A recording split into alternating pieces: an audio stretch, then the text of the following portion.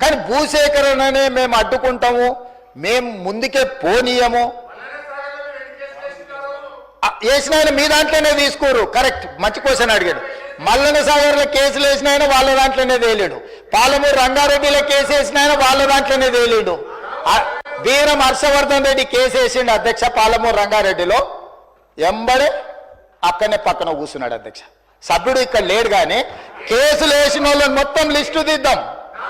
కేసులు వేపించింది వాళ్ళే, కేసులు వేపించింది వాళ్ళే, కేసులు వేపించింది వాళ్ళే, చేర్చుకునేది వాళ్ళే. కేసులు రాష్ట్ర అభివృద్ధిని అడ్డుకునేవాడు, కేసులు వేసి అడ్డుకున్న వాళ్ళను మీరు ఎట్లా కండువ కప్పారు అధ్యక్ష? ఎట్లా పార్టీలో చేర్చుకున్నారు? పార్టీలో చేర్చుకున్నారు. బీఫామ్ ఎట్లా ఇచ్చిండ్రు అధ్యక్ష? మళ్ళీ ఎలక్షన్లో ఎట్లా ఇచ్చిండ్రు అధ్యక్ష? అంటే ఇప్పుడు ఎట్లా మాట్లాడతారంటే 2014 నుంచి ఒకే చట్టం ఉంది కదా అధ్యక్ష. స్పీకర్ పదవి ఉంది, విప్పు పదవి ఉంది, ప్రతిపక్షమే ఉంది. ఆనాడు ఎమ్మెల్యేలు మారితే మీరు మంత్రులు చేశారు, కనీసం మేము అట్లా కూడా చేయలేదు. మారలేదట వాళ్ళు, మేము మారనే లేదు, ముఖ్యమంత్రిని అభివృద్ధిలో కలిసి వచ్చినామంటారు. మీరు మంత్రులు చేసిన వాళ్ళు డిస్క్వాలిఫై కాలేదు, ఉప ఎన్నికలు రాలేదు. బాజాప్తే గవర్నర్ దగ్గర పోయి మంత్రులే చేసి 5 ఏళ్ళు మంత్రి, 10 ఏళ్ళు, ఒక ఆయన 8.5 ఏళ్ళు, మా అక్క 4.5 ఏళ్ళు మంత్రి చేసింది. ఎన్నడూ ఉప ఎన్నికలు రాలే. కానీ ఇప్పుడు ఉప ఎన్నికలు వస్తే వచ్చే వారమే ఉప ఎన్నికలు అంటారు అధ్యక్ష. ఎట్లా వస్తాయి అధ్యక్ష? చట్టం మారలే, న్యాయం మారలే, స్పీకర్ ఆఫీసు సేమే ఉంది, పాలకపక్షం ప్రతిపక్షం అట్లనే ఉంది, రాజ్యాంగం అసలే మారలేదు. ఇంకెట్లొస్తాయి అధ్యక్ష ఉప ఎన్నికలు? నాకు అర్థం కాలేదు. ఏ రాజ్యాంగం ప్రకారం వస్తాయి అధ్యక్ష? డాక్టర్ బాబాసాహెబ్ అంబేద్కర్ గారు రచించిన రాజ్యాంగం ప్రకారము గత అనుభవాల దృష్ట్యా ఎప్పుడు కూడా పార్లమెంట్ ప్రాక్టీసెస్ అండ్ ప్రొసీజర్స్ అని ఉంటాయి అధ్యక్ష. చట్టంలో గ్రే ఏరియా ఉన్నప్పుడు గతంలో ఎలాంటి విధి విధానాలను ఆచరించారు, సాంప్రదాయాలు ఎట్లున్నాయని చూస్తారు అధ్యక్ష. 2014 నుంచి 2019, 2019 నుంచి 2023 వరకు ఏ సాంప్రదాయాలను ఈ సభ ఆచరించిందో అచ్చం గదే సాంప్రదాయాలను మనం ఆచరిస్తాం అధ్యక్ష. అంతే కదా అధ్యక్ష? తమరైనా నేనైనా సేమ్ సాంప్రదాయాలనే ఆచరిస్తాం కదా అధ్యక్ష. సో అందుకోసమని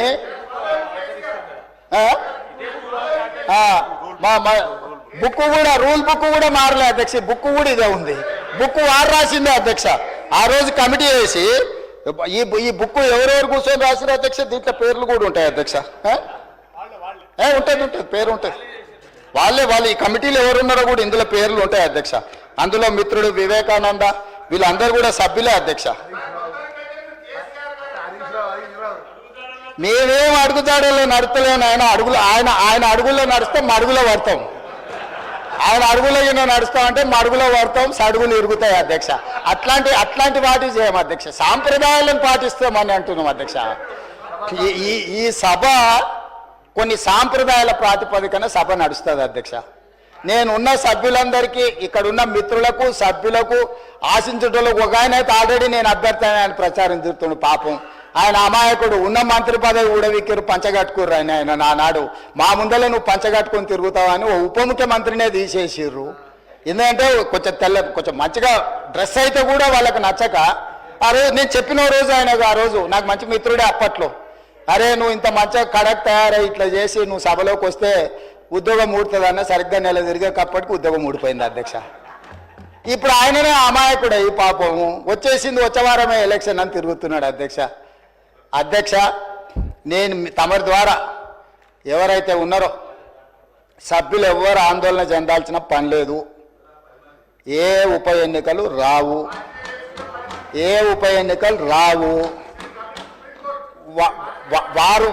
వారి ఉప ఎన్నికలు వారు కోరుకున్నా రావు.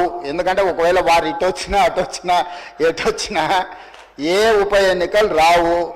అక్కడ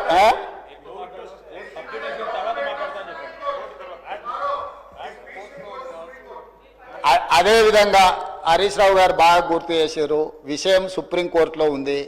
ఆ సుప్రీంకోర్టులో సబ్జుడిస్ అయిన విషయంలో లోపల నేను మాట్లాడితే కొంత ప్రొటెక్షన్ ఉంది, కానీ బయట మాట్లాడే వాళ్ళకి ఎవరికి ప్రొటెక్షన్ ఉండదు. Actual this house is immune for certain laws. ఈ సభలో మనం కొన్ని విషయాలు ప్రస్తావించవచ్చు. సభకు రక్షణ ఉంది తమ నాయకత్వంలో. కానీ సభ బయట ఉప ఎన్నికలు వస్తాయి, అయిపోయింది, వచ్చే వారమే ఎన్నికలు, మల్లవారమే ఎన్నికలు, ఇదంతా ఉత్తదే అధ్యక్ష. అదేంది అంత, అదేంది జరిగేది లేదు, పోయేది లేదు, ఎవరు ఆందోళన చెందాల్సిన పని లేదు. ఎందుకంటే ఉప ఎన్నికల మీద మనం దృష్టి పెట్టాల్సిన అవసరం లేదు. అభివృద్ధి మీద నేను ఎందుకు ఇవన్నీ విషయాలు చెప్తున్నా అధ్యక్ష తమ ద్వారా అంటే, మా దృష్టి ఎన్నికలు ఉప ఎన్నికల మీద లేదు, మా దృష్టి రాష్ట్ర అభివృద్ధి మీద, రాష్ట్ర సంక్షేమం మీద, రాష్ట్రానికి పెట్టుబడులు తీసుకురావాలని, తద్వారా ఉద్యోగ ఉపాధి అవకాశాలు కల్పించాలని, శాంతి భద్రతలను కాపాడాలని, ఈ రాష్ట్రంలో ఎవరైనా తప్పులు చేస్తే వాళ్ళ పట్ల కఠినంగా వ్యవహరిస్తామని చెప్పడానికే ఈ అన్ని విషయాలు నేను ఇక్కడ ప్రస్తావించిన అధ్యక్ష.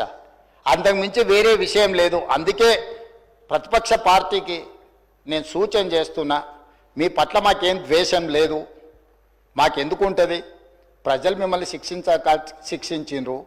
ఇప్పుడు మీరు ఒక బాధ్యతతో కూడుకున్న సలహాలు సూచనలు ఇవ్వండి, తప్పకుండా వాటిని అమలు చేస్తాము.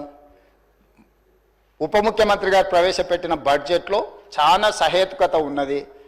మిగతా విషయాలు, చట్టాలు, సాంప్రదాయాలు మా శ్రీధర్ బాబు గారు అనుభవజ్ఞులు, ఎప్పటికప్పుడు బుక్ చూపిస్తూనే ఉన్నాడు, విషయాలు చెప్తూనే ఉన్నాడు.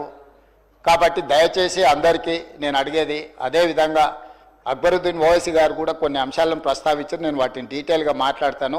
ఏ ప్రతిపక్షమైనా మాకు ఇచ్చే సూచనలు మేము డెఫినెట్గా ఓ సమయంలో నేను హౌస్లో ఉన్నా లేకపోయినా మీరిచ్చే సభ్యులు ఏదైతే కోర్ ఇష్యూస్ రేజ్ చేస్తుండ్రో వాటన్నిటిని నేను వింటూనే ఉన్నా, చూస్తూనే ఉన్నా.